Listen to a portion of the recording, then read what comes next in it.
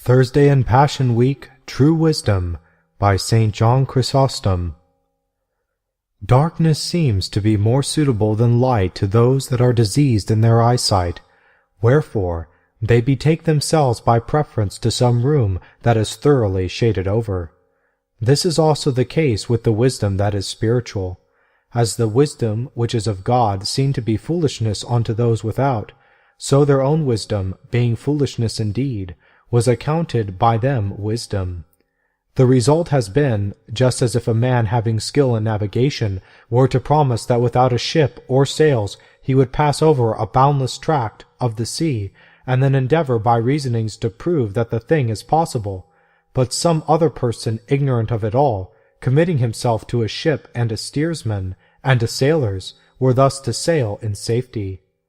For the seeming ignorance of this man is wiser than the wisdom of the other.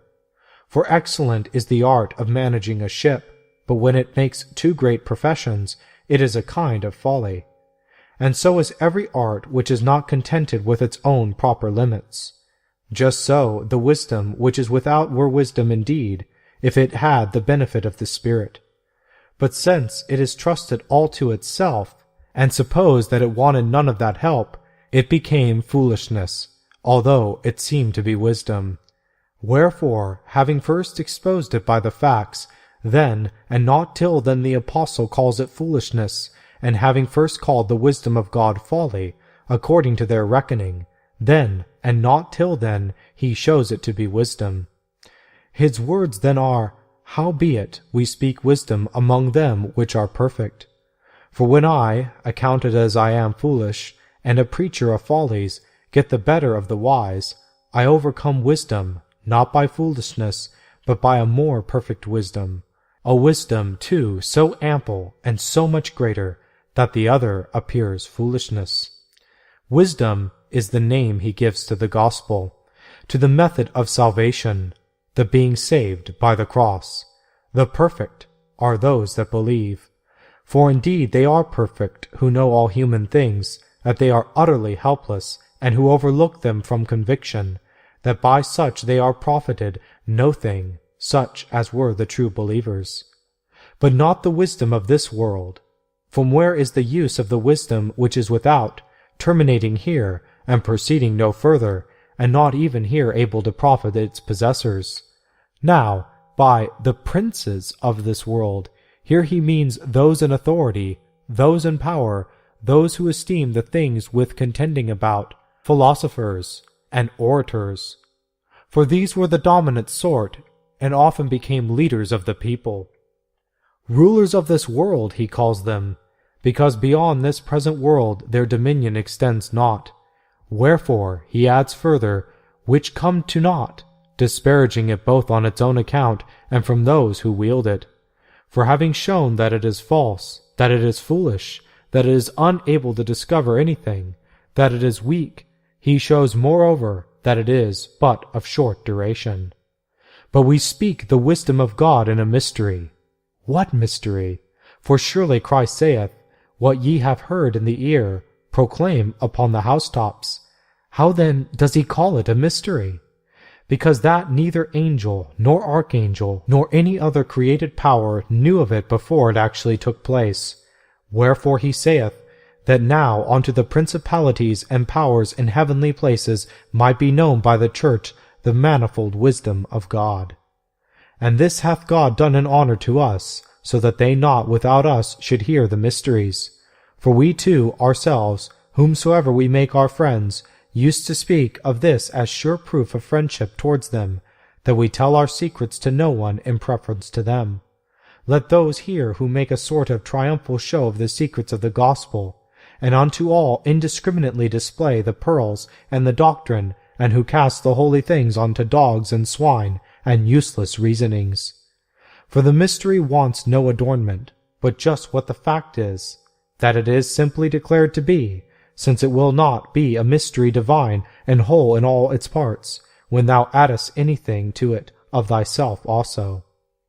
And in another sense, too, a mystery is so called, because we believe not the very things which we see, but some things we see, and others we believe. For such is the nature of our mysteries. I, for instance, feel differently upon these subjects from an unbeliever. I hear, Christ was crucified, and forthwith I admire his loving kindness unto men. The others hear and esteem it as weakness.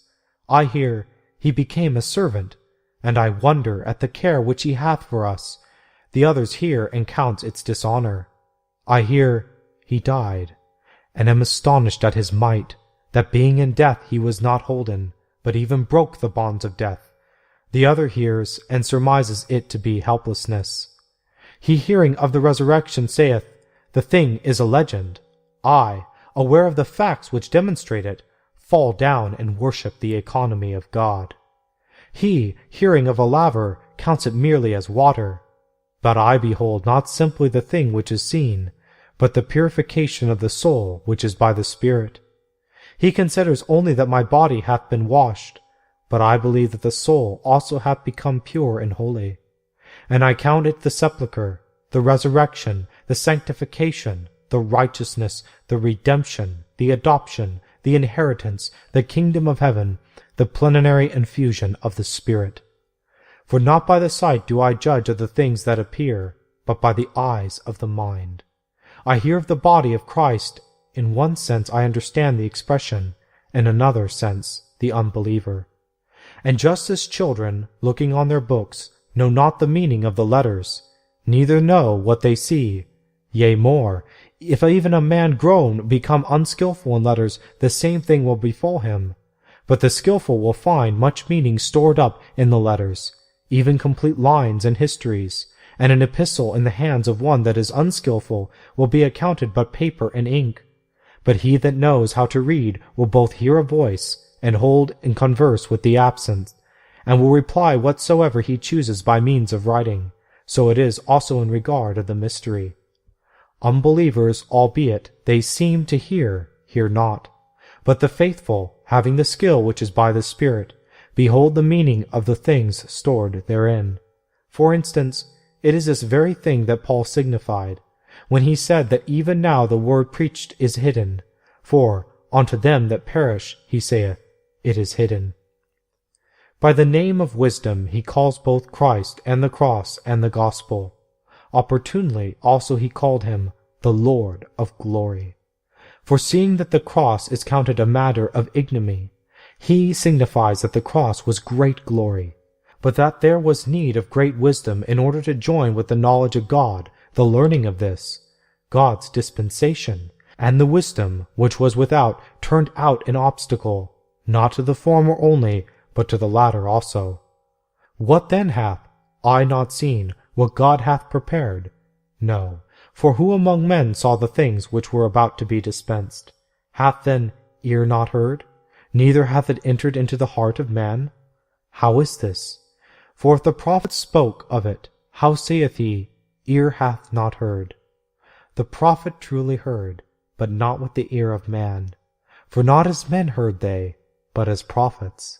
And so by what it is esteemed to be the foolishness of preaching, he shall overcome the world, and the nations shall be brought in, and there shall be reconciliation of God with men, and so great blessings shall come upon us.